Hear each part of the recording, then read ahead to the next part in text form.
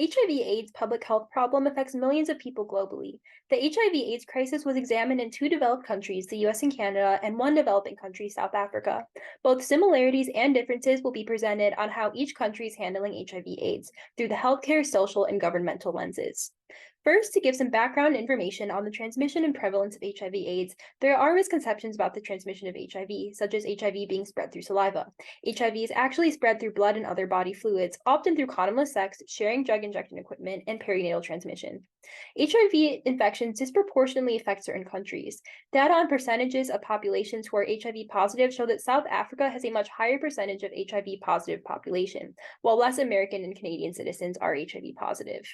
How much HIV and AIDS affects a population is dependent on a country's healthcare system that is decided by the government. The US, Canada, and South Africa have three different healthcare system types, which are reflected by how HIV/AIDS crisis is handled in each country's populations. The US healthcare system is fragmented, meaning the healthcare is not delivered equally or uniformly. Navigating the fragmented US healthcare system may feel like sailing a ship in unfamiliar seas, which is mirrored by the inconsistency of HIV and AIDS care and treatment access across American populations. Canada's healthcare system is different from the US because they have a universal healthcare system, so all citizens have free access to some level of healthcare. Although the system removes financial barriers, Canadians often face long wait times to receive HIV and AIDS care. South Africa's healthcare system is similar to Canada's in that patients experience long wait times and to seek care. However, South Africa's healthcare system is unique by consisting of parallel public and private healthcare systems. Public healthcare is of extremely low quality in South Africa, despite 80% of the population using this program. A significant factor in the burden of HIV/AIDS on a country's population is the degree of government intervention to stop the spread of infection. In the case of the US and Canada, the government has made a targeted effort to increase HIV/AIDS support, such as the housing opportunities for AIDS in the US. Similarly, the Canadian government has launched programs like Quebec Sans Sida to combat HIV in Canada. Both Canada and the US, being developed countries, have been able to increase the governmental funding for HIV/AIDS programs. In contrast, South Africa, as a developing country, provides little government intervention to HIV/AIDS crisis. A lack of funds and a weak government lead to scarce programs or resources for South Africans who have HIV and AIDS. Despite differences in each of the three countries' healthcare systems and government interventions, antiretroviral therapy medication is available in all three countries to help make HIV undetectable for those who are positive. We can see that the number of people globally who are receiving antiretroviral therapy has increased by millions from 2000 to 2020, while the number of AIDS-related deaths has overall decreased.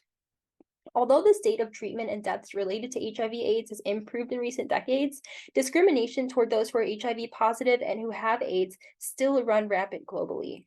HIV and AIDS discrimination is most harmful to gay men in the United States, people who inject drugs in Canada, and female sex workers in South Africa.